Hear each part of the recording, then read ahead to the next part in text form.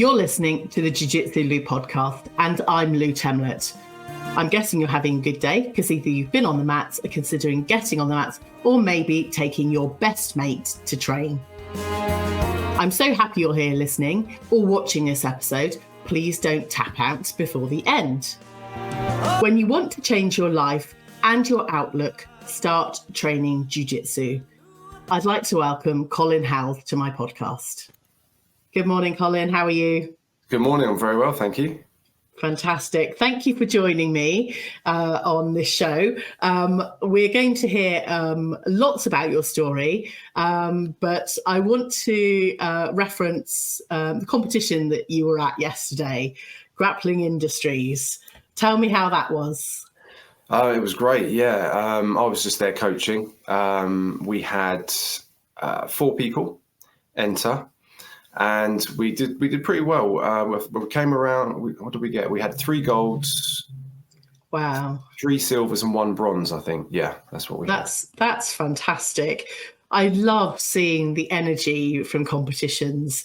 I'm yet to experience one for myself, but just a gathering of like-minded individuals all heading for this kind of same goal, and actually just being there supporting each other. So, Colin, tell us who you are and what you train and how, and what you're involved with. Okay, yeah. So I have been doing martial arts pretty much since 5 years old. I've done a variety of martial arts. I've been teaching for 20 years down here in Portsmouth. And, I just love it. I mean, I've done... Looking back over the years of what I've done, I started with karate, then I moved on to taekwondo. Yeah. A little bit of kickboxing and sort of kung fu along the way as well. Yeah. Then when I sort of got a little bit older and it got a little bit more serious, I started doing jiu-jitsu, and then wrestling, freestyle wrestling, Greco-Roman wrestling, and I've been doing jiu-jitsu. Jiu-jitsu I consider as my job. Nice. And I'm still learning. I started a few years ago. I started doing judo with one of my black belts, who's a very high level judoka from Budokai sort of era. And I'm proud to say I'm a yellow belt in judo. So, congratulations! Thanks. I will be introducing you as a second degree black belt, isn't it? Yes. Yeah. I won't put yellow belt in judo, but equally, that's a great achievement. I want to take you back to your early years. So you've been coaching for around 20 years this year, but the love for martial arts started way back, and I know we've got something in common here. So tell me more. Yeah. So basically, the whole thing is down to my dad, really. So when we were younger, we had there was a video shop. I always remember it was called Top Tape, just around the corner. Yeah, and so it's going back a few years, but I always remember going in there. I just remember it being an amazing place. And down the one side of the wall were all the martial arts videos, and my dad used to hire the different Bruce Lee films. So as a young boy, I mean, I probably shouldn't have been watching it at 16. Yeah, I'm sure the martial arts were for us kids in those days. Yeah, I think it was. I was very young, 5, 6, and so watching Bruce Lee and just seeing this guy. I think the one that sticks in my head the most, I think, would have been Way of the Dragon, probably. Where is that? I think that's the one where he comes back and his master's been killed, and he goes into the dojo, his Japanese dojo, and just ruins everybody. That one was the one that sticks in my head the most.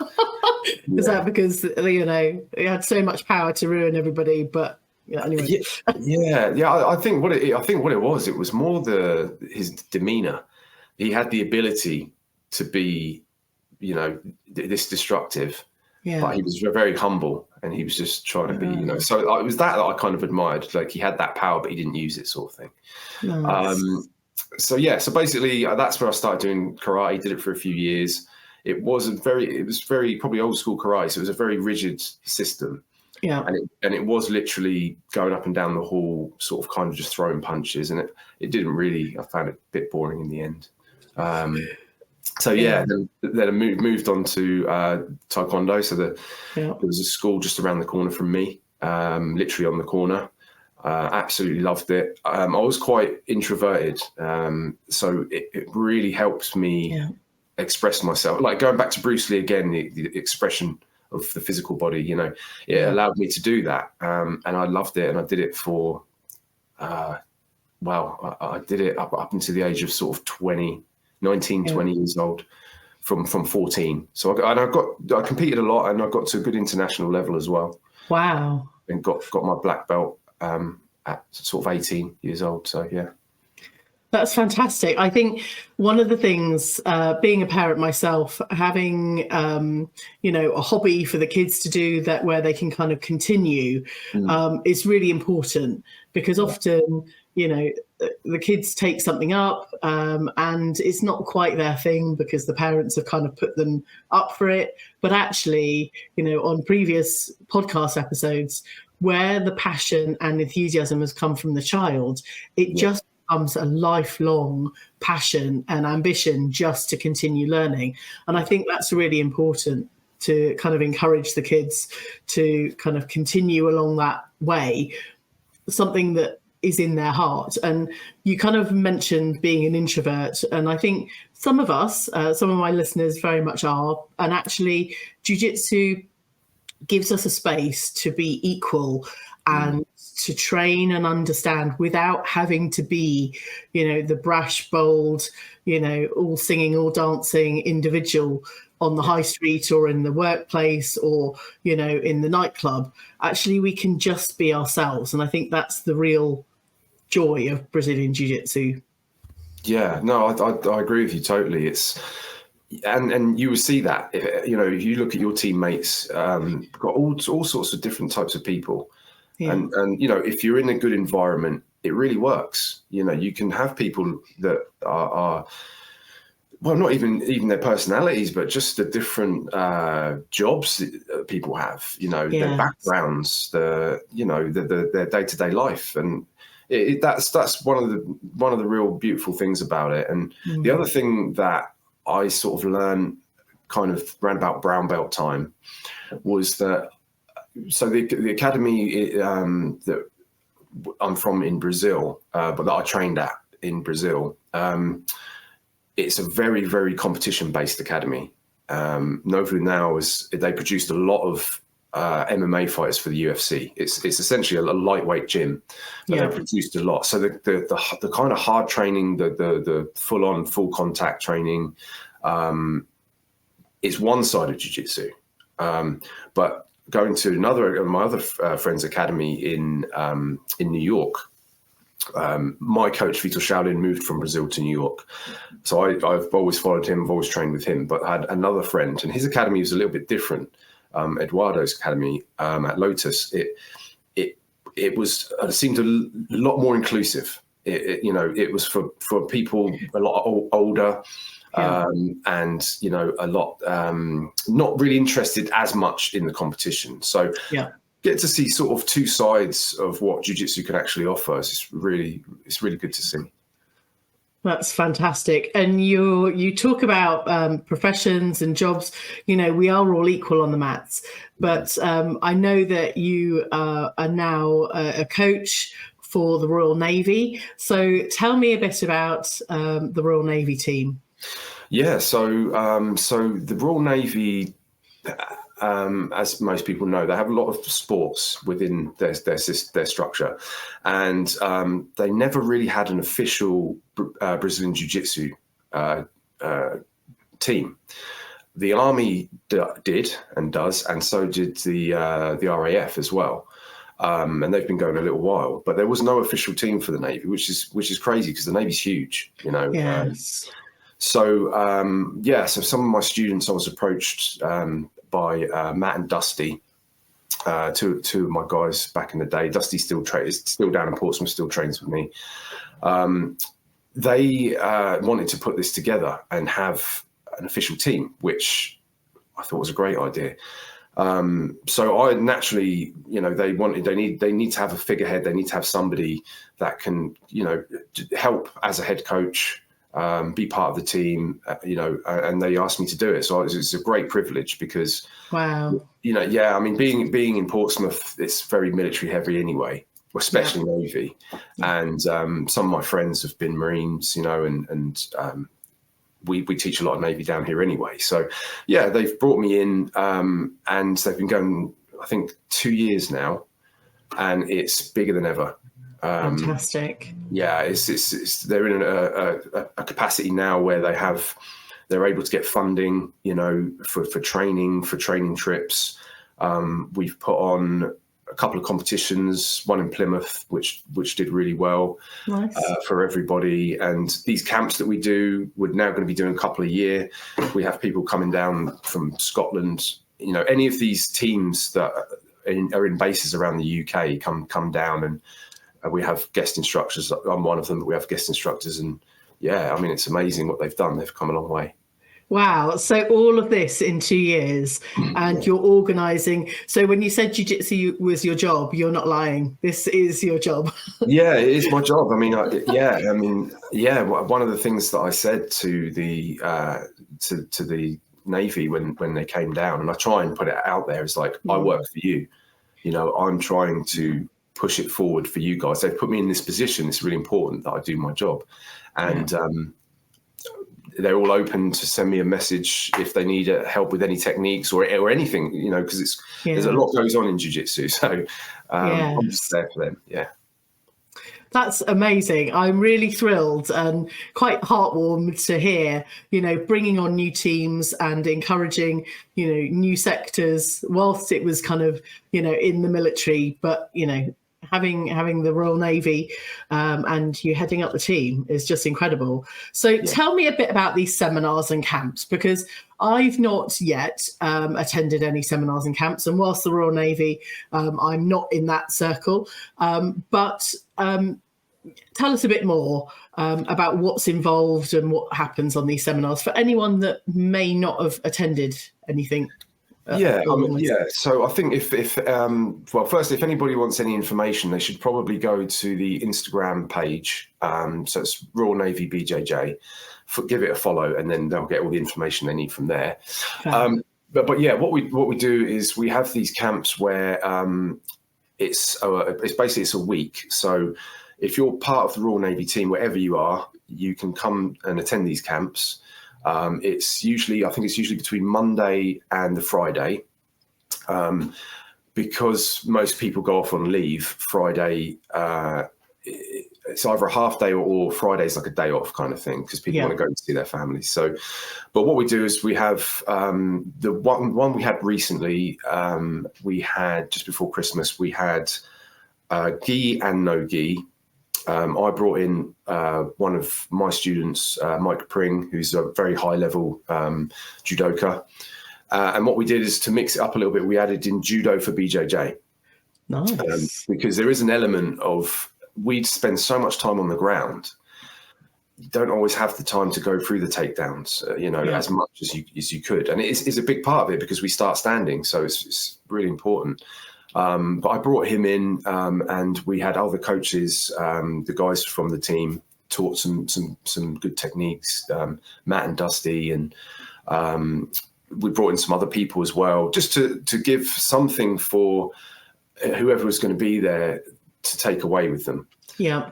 And we have a little bit of sparring as well. For me personally, I think you can kind of spar anywhere. You can spar with your team or at home. Yeah. So I don't make it a huge part of my part in the seminar.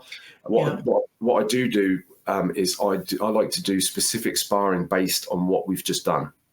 So we could have been doing half guard sweeps the whole hour, 2 hours, and then we'll drill that live. So you are rolling, but nice under specific terms. I'm sure you've been listening to some of my previous episodes. Half guard and half guard sweeps is where I'm practicing at the moment. That's great. That's great. It's a great position. I know. One thing I'll give you a tip on that. Yes. I was always taught that half guard is basically two things. You're trying to do two things. One, you're trying to sweep, or two, you're taking the back. Yes. And if you think that way, they both connect to each other anyway. Yeah. Of course, there are submissions from there. Of course, there are. But I find if you kind of drill that way, and if you think of half guard as those two things, you can be quite successful there. No, that's a really great tip. Sometimes if I'm really not thinking, I go, oh my gosh, I'm in half guard. I've got a strong half guard, but what do I do next? Yeah. So sweep or take the back. Yeah. Just need to use the upper body to get off the ground. Yeah. Yes. Yeah. That's okay, I'm mentally going through that. I'm on the mats later this afternoon, so we'll be trying that one. This is the Jiu Jitsu Lou podcast with me, Lou Temlett, coming to you from the UK.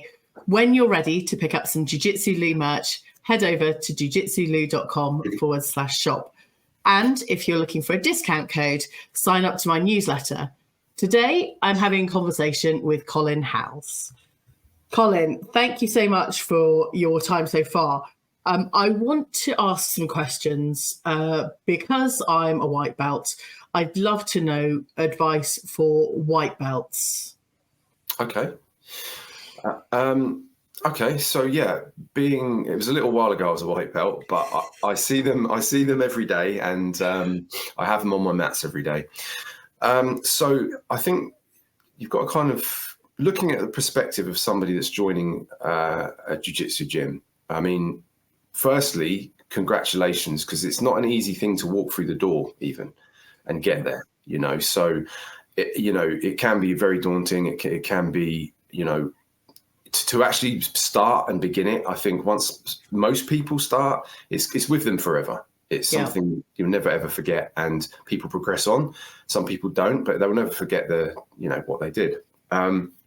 So I would just say, I mean, it's a great place to be, probably the best place to be, because there is nothing is expected of you. You're there to learn. You're there to enjoy yourself. You've taken up this art form, this sport, and all you have to do is learn. I would say listen to your coach, trust your coach. Yeah. We live in a world where you can Google pretty much anything, or you can go to YouTube and find anything. Yeah.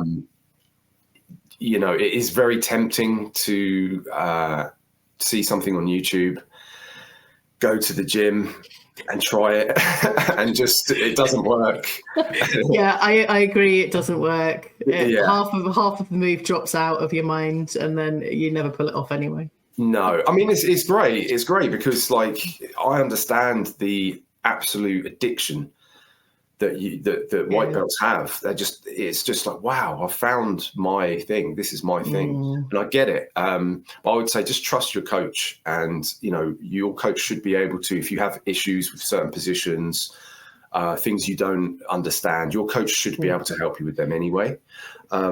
Things like YouTube are really they're great, but I would say I wouldn't spend loads of time trying to work things out until you're about sort of purple, really, or blue even.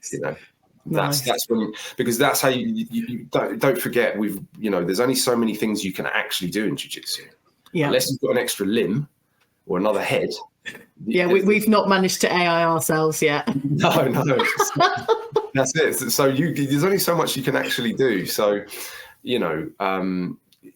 just trust your coach, but most of all, enjoy yourself. If you're doing something and it's not enjoyable, you need to change it, because I spend almost every evening and almost every day with my team, and it's a lot of time for me. It's got to be enjoyable for me, and it's got to be enjoyable for the team as well.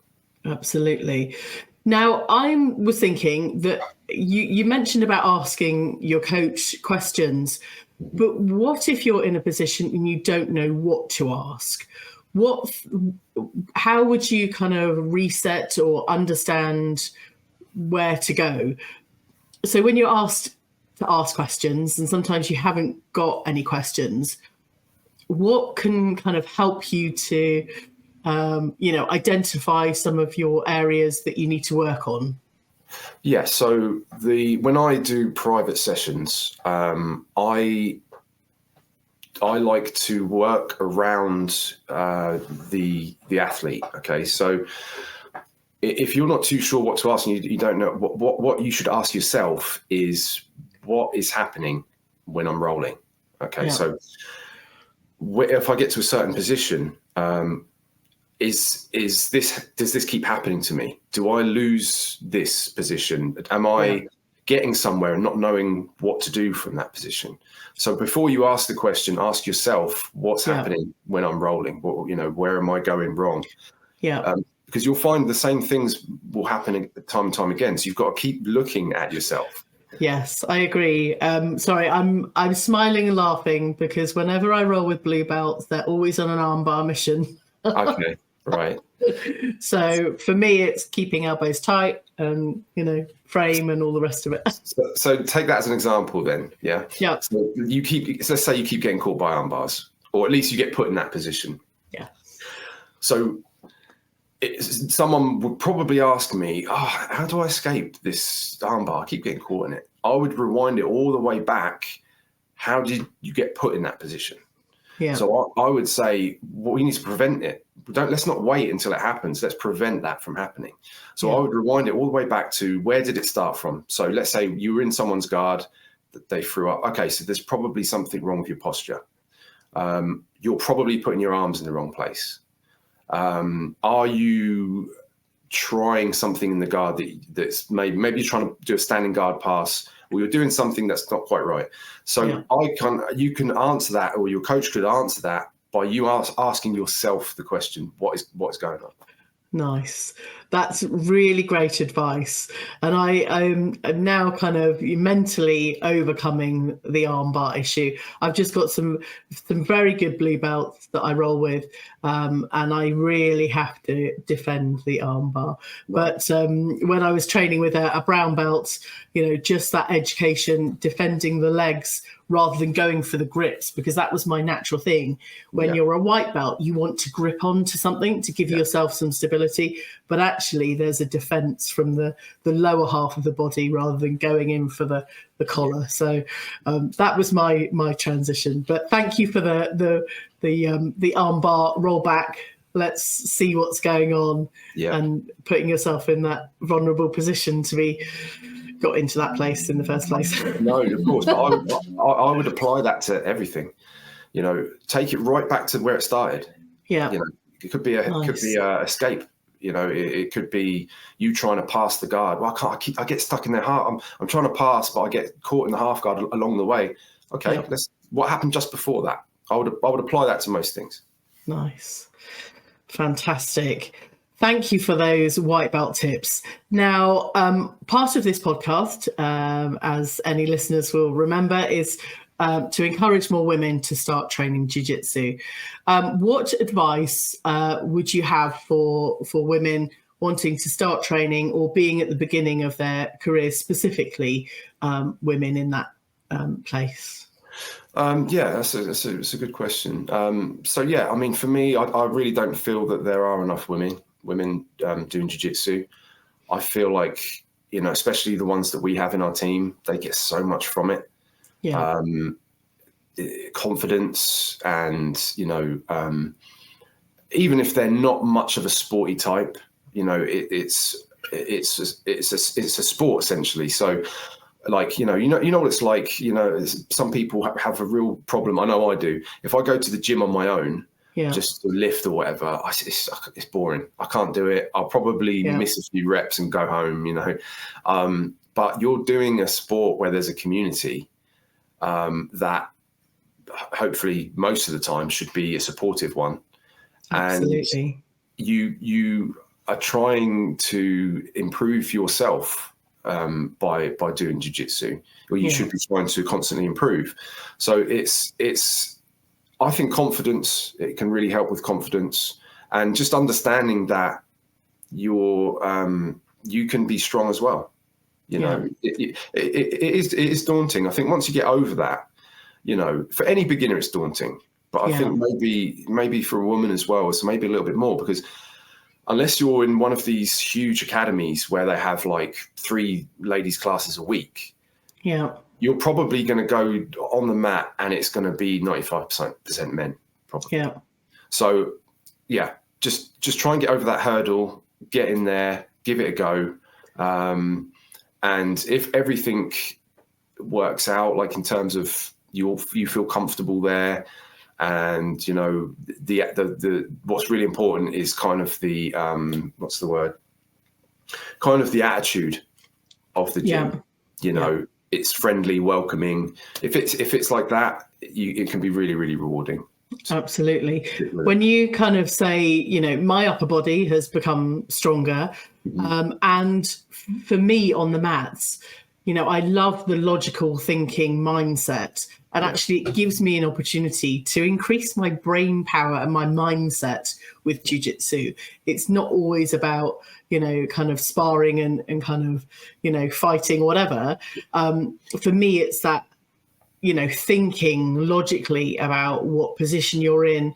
And like you're saying, you know, the advice for us as white belts, kind of rolling back, where do you start? What are the things you're doing? So it very much becomes a mental game from that perspective. So I really like it from that perspective. That gives me a lot of reward emotionally as well as physically. Yeah, that's it. And yeah, nothing's expected of you at white belt, or if you're a beginner, you know, a woman starting, nothing's expected of you. You know, it was when I first started, it was very much you had to be an absolute ninja to get your next belt. You know, you had to have competed, you had to have won that competition, and so on. And that kind of reflects what it was back then, which was it was quite a niche thing, jiu-jitsu. I mean, I started, there was only 2 black belts in the country, I think, or 3. Wow. And so it was a very niche thing. It was an underground thing, and you had to be this amazing fighter at every belt. You had to be a competitor. You had to, you know, but now it's much more accessible, and it should be that way, because it can be, you know, really rewarding for everyone. Fantastic. I love everything you've had to say about that. So if anyone is already training or thinking about starting training jiu-jitsu, how would you suggest that they approach the mats or a school? And tell me, you know, how you kind of, your values and where you come from. Okay, yeah. So I would say you need to just listen and learn, basically. You should be in an environment where you've got a really good amount of experience with the coach and with the higher belts around you. So you're there, as we spoke before, you're there to learn. That's all you're there for. Don't worry about promotions. They will come when they come. I remember being a white belt, and I remember, I want to be a blue belt, you know, and it was this thing. And then when I actually went to Brazil, and I was there for quite a long time, just training jiu-jitsu, I got to a good level doing that amount of training, but I realized it didn't even matter what belt I was, you know, it was, I was doing jiu-jitsu, and that was what was important. Then when I totally forgot about it, that's when I got promoted. So I would say, you know, just don't worry. Enjoy every belt. Enjoy everything. You know, the time is going to pass anyway, so you're going to progress regardless of that. In terms of like the values, something that I carried with me, and it's funny we spoke about this, because I've actually we were doing a 20th anniversary gi for my team, and I have my own logo, and I've altered it. And what I've done is I've put in a few of the values which I hold true to myself and what I believe in. So the values that kind of stuck in my head actually came from Taekwondo, and it was something that you had to learn about and know about.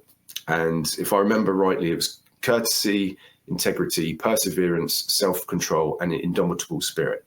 Ooh, so nice. So that's the tenets of Taekwondo, the 5 tenets of Taekwondo. So the last two, self-control, of course, and indomitable spirit.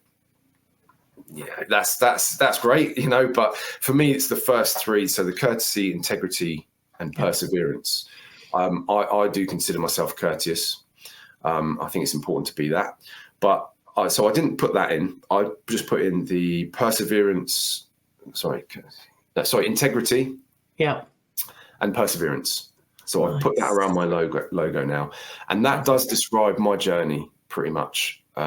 Perseverance, to be teaching all this time, to be doing martial arts all this time. Yeah. That is a strong thing. It's got me where I am, and integrity, I believe, is really important.